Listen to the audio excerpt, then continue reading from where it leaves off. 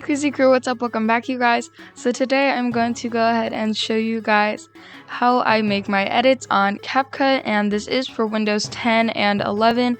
I have it, I believe, on Windows 10, and it does run pretty nice, and I like the way everything is laid out, and it is almost exactly like as though if you were to use it on your phone or your mobile device or tablet, anything like that. It just makes it really easy to do that. And so today I'm going to go ahead and show you guys how I make my edits and pretty much just how I do my transitions, the cuts, and how I make it look like it is. Alright guys, so once you have gone ahead and done step 1, which would be to download Capcut, and I do recommend signing in through Google just so that everything saves, and also you have more access to certain features and stuff like that, and you're able to export it. And so step 2, you would want to open up YouTube or whatever app you are going to get your music from for your edit that you are going to be making, and then you are going to go ahead and screen record that. I normally just screen record it using one of my recording apps, and I either do this on my phone or my computer. But once you have gone ahead and done that, then we are going to go ahead and move forth to step 3. Alright guys, so for step number 3, you're going to want to go ahead and choose your video clip that you're able to do, and you would like to choose to edit, or you can choose the dance practice you would like. And if you're getting these clips from YouTube, I would recommend downgrading the quality a bit to like 1 or 2 before the lowest, just so that when the transition comes, even if you only are able to go up to the first level of HD quality for the transition part, the second clip, that it still seems more seamless because it was quite pixelated or it will almost look blurry. But for this part, I would recommend screen recording it, or if you want to, you can download the video just so that if you want, you could get the whole thing. Also, for the next step, don't forget you need to go ahead and take your video, and when you are in the audio section, click import and then go ahead and import that video clip, and it will extract the audio from there so that it can have its own separate box for when it comes to the audio and music section. I apparently did not say that in the next step, but just to let you guys know and give you a heads up, just make sure that when you are doing that, you go ahead and do the audio side of it and not the actual media or the video clips part, because then it is more of a hassle trying to. Okay guys, so once you have gone ahead and recorded your clips, you're going to want to go ahead and click on media, and then the same thing as earlier when it came to the audio, you're going to click import, and then you're going to go ahead and find the clips you would like to import. And I recommend doing one at a time, but you can do multiple if you want to. So let me see if I can do multiple. Yeah, you can do multiple, just maybe harder. But then after you import your clips, what you're going to want to do is, and then next you're going to want to go ahead and cut your clip down, and you're going to want to find where that part is, and you're going to want to stretch it back a tiny bit. So I want to do this part right here with Regine in the middle, so I'm going to go ahead and cut it down teensy bit more, and I'm going to go ahead and see, so like right on the beat drop, that's kind of where it goes, and then on the slide is where I want to have it pull in. So I'm going to start by doing that, and then I'm going to go ahead and look for my second clip, which should be one of these 3, I believe. And let me go ahead and see. Okay, so I have gone ahead and got my clips set, and I have divided them into the parts that I would like them to be divided into. And so then you're going to want to try and find the closest spot you can get, and you're also going to want to zoom in too, just so that you can get that best spot possible in order to find where you want to have that cut at.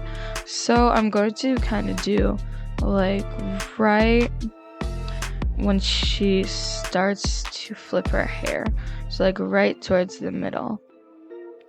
And so then I'm gonna cut here instead, and there we go. And so then I'm going to go here, and I'm going to look for that part and double check. Alright, so make sure you play the clips and double check to just see for the most part they're lined up correctly in the same transition spot. And then we're going to work on our keyframes to make sure that we can get that zoom in that we're desiring. Alright, so once you have that step down, then after that you're going to want to go ahead and we are going to click on the video, and then you can start to add some extra keyframes, and I'm going to show you guys how to do this. So I'm going to go ahead and do my first keyframe about right here, and I'm going to have it move. I'm going to twist the camera angle just a teensy bit to where her arms move. I'm going to zoom in, and I'm going to twist with where her arms move. So they move up there, and then they move back in the middle. So then we're going to revert back to the middle on the second key over here.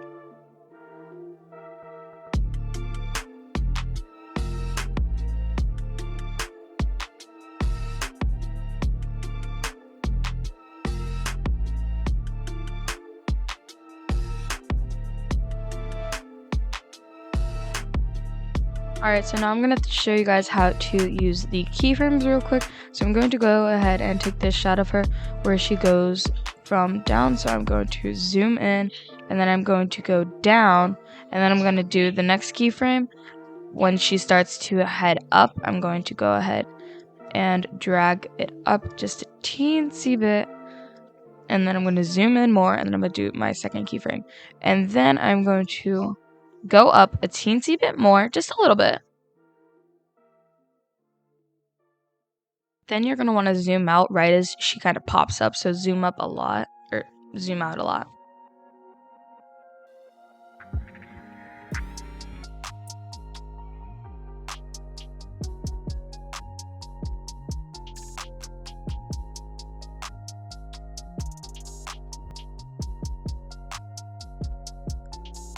Alright, so once you have gone ahead and done your keyframes and you play it back and it ends up looking like how you would like it to, either following the person or the character that you are going to have the keyframes playing on, once you're doing it, make sure that you play it back and you like it and you like that way it looks. And I might put this video out there in the future. I'm just not 100% sure yet, since this is just technically like a test run and stuff, and I just needed a video to be able to show you guys like some clips of it. Sadly, I did have to blur it though, just because it might get me copyrighted, but just in case. Alright, so the next couple things you're going to want to do will be in the effects area. So you're going to need the shake effect, smart sharpen, edge glow, and also camera shake and strobe.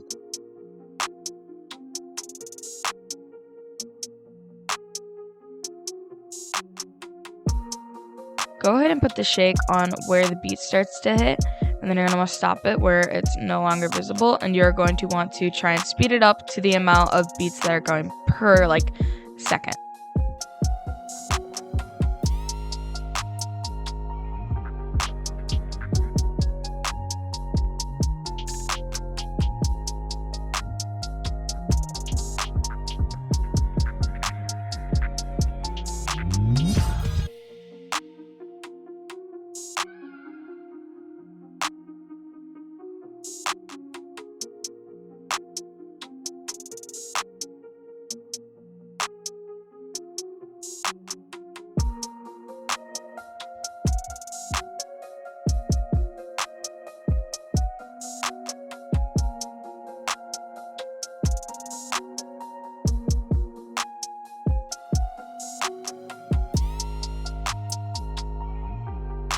Also, the smart sharpen is probably one of the best effects. This is what makes everybody's edits look so professional.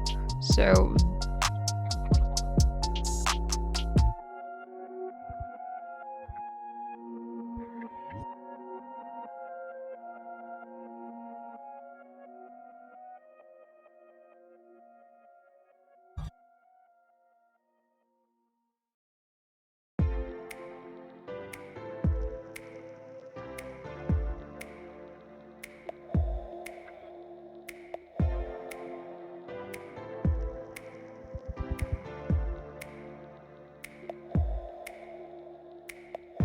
Alright, so just to help you guys through this one more time. So what I did was I went ahead and I put the shake effect on, and I kind of put this on beat with where the bass was at.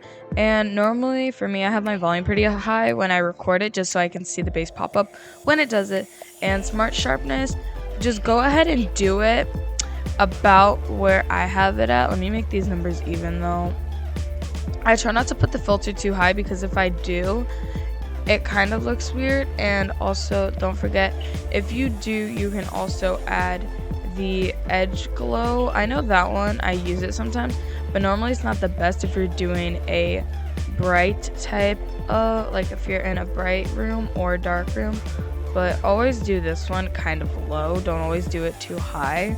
You never want it too high, just make sure you have it low. Like I normally do it on the lowest because that's just the best, and it's not too much. So yeah.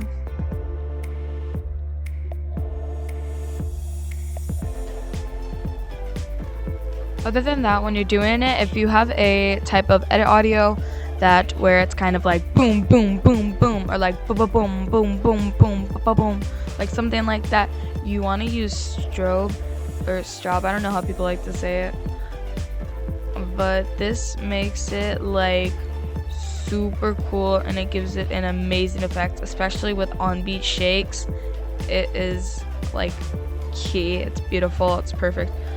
Camera shakes are also pretty nice because it will shake the whole screen, I believe. Just I don't normally like to use it because if I do end up using shakes, there's honestly no point. But yeah, that's about it for this video. That's all I wanted to show. I will probably make an easier version of this as a short so that it is easier for people to follow up on. But I hope you guys enjoyed today's video. If any of you guys in the comments down below want a more detailed version of this description with number counts and everything else, go ahead and let me know. And let me go ahead and show you guys like a blurred version of it, because if I do end up making this video, I don't want to like leak it now, but like for the most part, this is what it looks like. Yeah, but I hope this helped, and if you guys want a more detailed version on it with numbers and stuff about the keyframes, let me know in the comments below. Other than that, anyways guys, don't forget to like, subscribe, and turn on post notifications so that you get notified every time we post a new video. And if you like this video, I'll sure you'll like the actual edits, and make sure to go check those out on our shorts page. But anyways guys, thank you guys so much for watching today's video. I hope to see you in the next one. Peace out, crazy crew. Bye. It's not a game, it's a rich thing.